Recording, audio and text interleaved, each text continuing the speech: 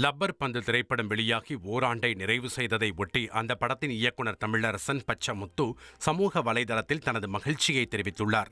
அதில் அவர் தன்னால் சினிமாவிற்கு செல்ல முடியுமா, சென்றாலும் படம் எடுக்க முடியுமா எனவும், அப்படியே படம் எடுத்தாலும் தன்னையும் எடிட்டரையும் தவிர மற்றவர்களால் அந்த படத்தை முழுதாக பார்க்க முடியுமா உள்ளிட்ட பல கேள்விகள் தன்னிடம் இருந்ததாக தெரிவித்துள்ளார். மேலும் லப்பர் பந்து படத்திற்கு ரசிகர்கள் கொடுத்த ஆதரவு இவை அனைத்திற்கும் பதிலளித்ததாக தெரிவித்த அவர் தனது அடுத்த படம் நடிகர் தனுஷை வைத்து இயக்க உள்ளதாக அறிவித்து ரசிகர்களை ஆச்சரியப்படுத்தியுள்ளார்.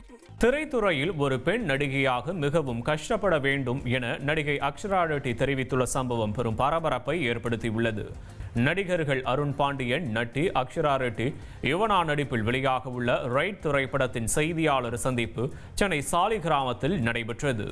இதில் பேசிய நடிகை அக்ஷரா ரெட்டி, சினிமாவில் சான்ஸ் கிடைக்க ஒரு பெண் மிகவும் கஷ்டப்பட வேண்டும் என எனக்கு இருந்த எண்ணம் இந்த திரைப்படத்தின் மூலமாக தகர்ந்தது என அவர் கூறினார்.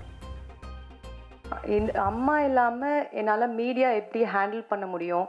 ஏன்னா ஃபுல்லாக அம்மா பாப்பா மாதிரியே வளர்ந்துட்டேன் நான், ஃபுல்லாக அவங்களே பார்த்துக்கிட்டு. அண்ட் மீடியாலாம் நம்மளுக்கு கஷ்டமாகும். அம்மா மாதிரி ஒரு ஆள் ஒரு சப்போர்ட் பக்கத்தில் இல்லைன்னா ஒரு பொண்ணு தனியாக படத்தில் நடிக்கிறதுக்கு ரொம்ப ரொம்ப கஷ்டம்னு நினச்சிட்டு இருந்தேன். எனக்கு தெரிஞ்சு அது இந்த ரைட்டான ஆப்பர்ச்சுனிட்டி வந்ததுனால தட் ஒப்பீனியன் இஸ் சேஞ்ச்ட்.